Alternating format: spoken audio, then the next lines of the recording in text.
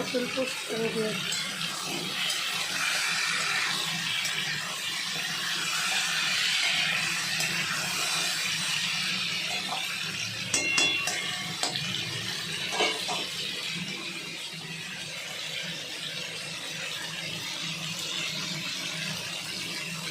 পটলগুলোকে একটু লাল লাল করে ভেজে নিই, তারপর তুলে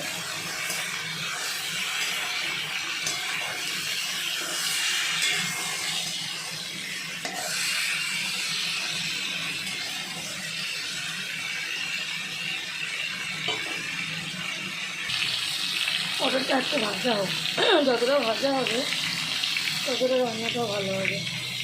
আর একটু ভাজা হোক। ক্যামেরাম্যান এখন পড়ছে, আমার যে লিটল মাস্টার ক্যামেরাম্যান তার মাস্টার এসছে, সে পড়ছে। তাই মা আমাকে বললো, মা তুমি তোমার ভিডিও তুমি করে নাও। আমি বললাম ঠিক আছে, চলো আমার ভিডিও আমি দেখি, চেষ্টা করি হয় কি না আমার ভিডিও আমার একার করা। আমি একটু চেষ্টা করছি, আমি ভিডিওটা পুরো করতে পারবো না, এভাবে রান্না করতে করতে হয়তো সম্ভব হবে না। আমি চেষ্টা করতে দেখতে চালিয়ে দিই। যে পটলগুলো আমি তুলে নিচ্ছি।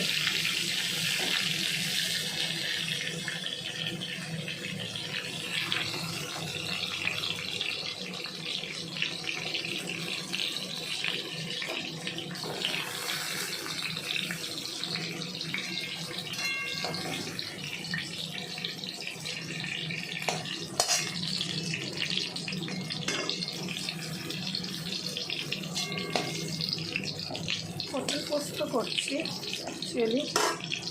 এর মধ্যে আমি আরেকটু তেল দেবো। তাতে আমি একটু গোটা জিরে দিলাম, খুব সামান্যই দিলাম।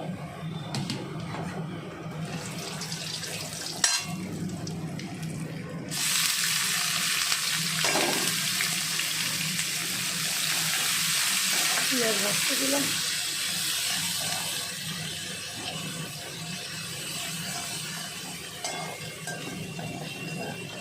আর একটু টমেটোটা শেষ হয়ে গেছে, টমেটোটা দিলে খুব ভালো হতো আর কি রান্নাটা।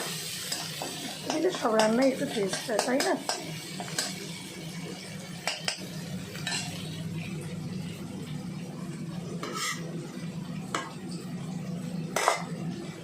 ভাজা ভাজা হয়ে গেছে, একটু মশলাটা করে নিই। পেঁয়াজটা জোরে করেই ভাজি।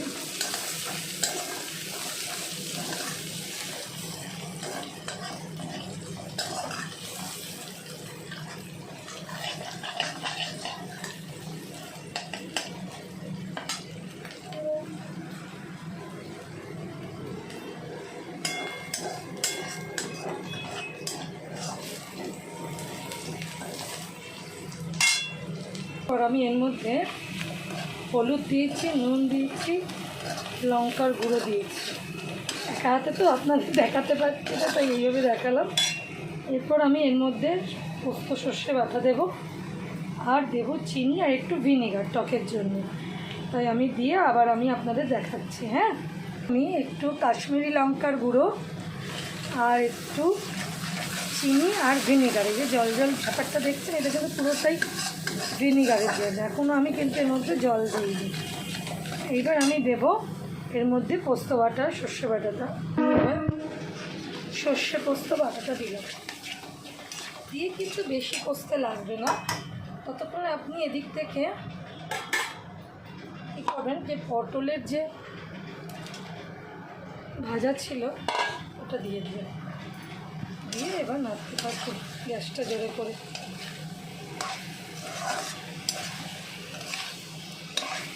অলমোস্ট এখানে রেডি করাই আছে। দেখুন যেমন কষাটা হচ্ছে, বেশি কষবো না এর মধ্যে, কেন পোস্ত আর সর্ষে বেশি কষলে খেতে হয়ে যাবে। পুরোটাই মোটামুটি রেডি করাই আছে। পটলটা ভাজা যেহেতু অনেকটাই সেদ্ধ হয়ে আছে, মোটার কিচ্ছু করার দরকার নেই। শুধু আমি এর মধ্যে গরম জলটা ঝরে দিয়ে দেবো।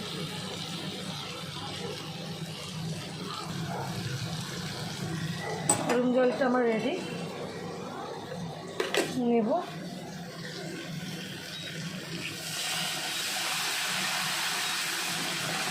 ব্যাস, এর বেশি এক ফোঁটা নয়।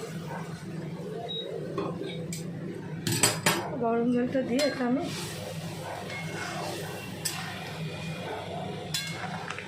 একটু বাদেই জিনিসটা নামিয়ে নেব।